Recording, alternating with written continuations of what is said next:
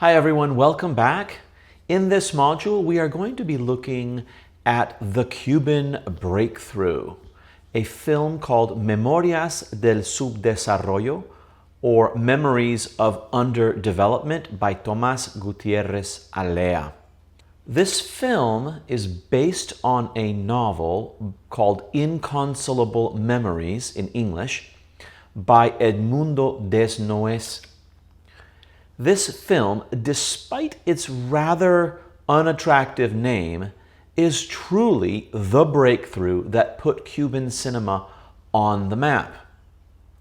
It is also considered by many to be the most renowned work in the history of Cuban cinema, and it is a film that critics consistently rank as the best Latin American film of all time. I personally happen to agree with it. I love this film. I was totally blown away by it the first time I saw it. It's a rich, deep, complex, thoughtful, soulful, and complicated film, but it is a marvelous work of art. The book originally was called Memorias del Subdesarrollo in Spanish, and it was written by Edmundo Desnoes, and the version of the film that we are going to watch is a loosely based interpretation or adaptation of the novel. Now, in this image, you can see Edmundo Desnoes here, and what is interesting about this is that this is an image of him taken from the film. So you will see the writer of this novel in the film itself.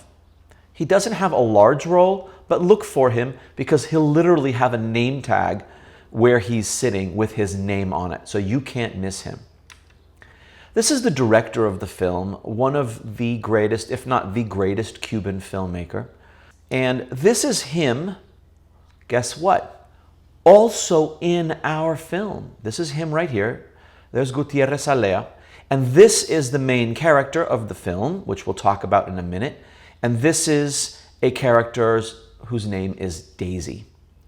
So Tomás Gutiérrez Alea, curiously, doesn't play himself, but plays a Cuban director who works at ICAIC, the Cuban Institute for Cinematographic Arts. So he plays a version of himself in the film, which is absolutely fascinating, which begins to tell you what kind of movie this is, in which the writer of the novel from which the film was adapted is in the film, and the director of the movie is also in the movie. So this is Sergio, and the film we are going to watch this week is the story of Sergio Carmona Mendoyo, who's played by the actor Sergio Corrieri. The film is set, the story is set in Havana. This is crucial, just after the failed American-funded Bay of Pigs invasion in 1961, and just before the Cuban Missile Crisis confrontation between the United States and the Soviet Union in 1962. So this film takes place at a very specific moment in time. All of these events are only 2 years set. Only 2 years after the Cuban Revolution, led by Fidel Castro against the Fulgencio Batista regime in 1959. So we have a very quick series of events. 1959, the Cuban Revolution. The U.S. funds and supports a Cuban exile invasion of Cuba in 1961, which fails. And then right after that, this movie happens because it's fictional. And then right after this film, or leading up to it, which you'll notice in the film, the events leading up to the Cuban Missile Crisis. So although this film was released in 1968, it is set 6 years earlier, during the early phases of the Cuban Revolution. Now, it is crucial that you understand the importance of these three events the revolution, the Bay of Pigs, and the Cuban Missile Crisis in Cuban history and in world history, particularly the Cuban Missile Crisis, in order to understand that this story is a story set in time of one individual, Sergio, at that specific time in Cuban history. So although it's a story of one individual, it's also much more than that. So please be sure to listen to the interviews with witnesses to all three of these events, and also read the summaries that I posted in Canvas in this module. Within those audio interviews are also quizzes that you need to complete to earn the points. So you must listen to those interviews and take the quizzes within those video audio interviews. So I'm not going to go into detail on these three events because I've given you all the information you need in Canvas in this module. Now, let's move on to introduce this particular film. Our principal character, Sergio, is white, he is wealthy, and he is upper middle class 2.5 years after the Cuban Revolution, at which time this specific communist revolution totally rejects dramatic disparities in wealth. Okay? This is a communist, socialist, Marxist regime which does not look favorably upon a class-based system which contains the rich, the upper middle class, the working class, and the poor. So you have a man who is outside of his time. He is a relic of the past in a new Cuba. And the very beginning of the film begins with the permanent departure of Sergio's wife and his parents to Miami, like so many other wealthy Cubans at the time. Sergio, however, chooses to stay in Havana. So Michael Chanin says that Sergio is suspended between the old and the new. He is suspended between the old social system that he grew up under during the Batista regime, in which there were plenty of rich people and plenty of poor people, and he was in the privileged class. And he's suspended between the new Cuban Revolution, which has equalized social status and social inequities. It's striving to remove that imbalance between billionaires and the homeless. Right? It's trying to make sure that everybody can get what they need in order to survive, and not necessarily more than they need. Stephen Hart says that Sergio sees himself as very different from all the people who are leaving Cuba. He compares them to parts of himself that he is vomiting out. So in the opening scenes, we are with Sergio at the airport saying goodbye to his wife in not very friendly terms, as you will see, saying goodbye to his parents, and later, shortly thereafter, he's with another friend of his who also is going to leave, and he makes fun of him, not to his face, of course, but to us, he tells us what he thinks of his friend who's leaving Cuba.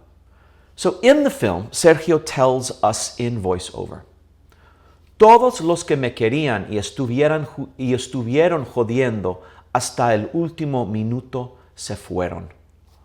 All those who loved me and bugged me, it's actually much stronger than that in Spanish, it means like pissed me off, up until the last minute have left. A few minutes later, he says, "For years I said that if I had time, I would write a book and keep a diary.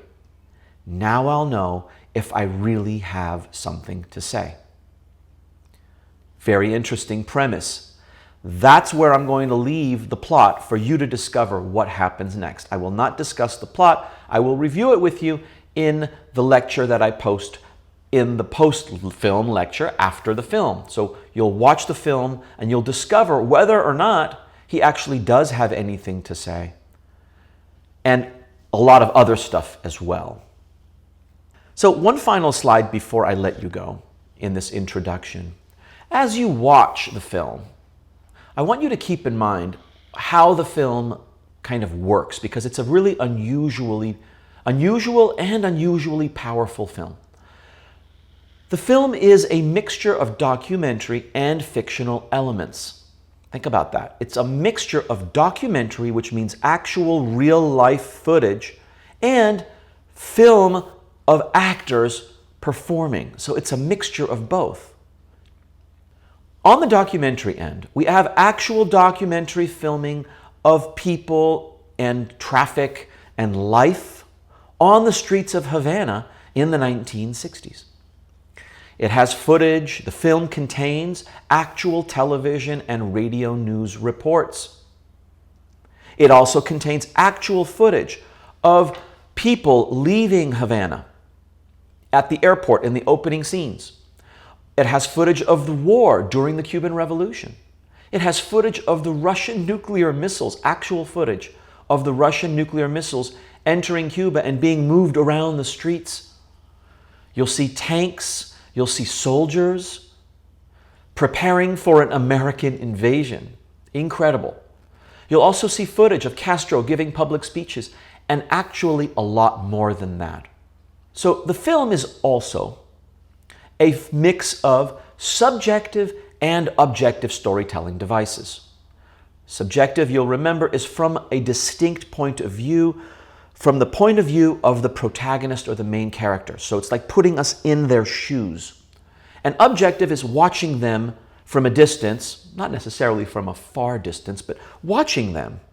So at times we are them, and at times we watch them. How does Gutierrez Alea do that?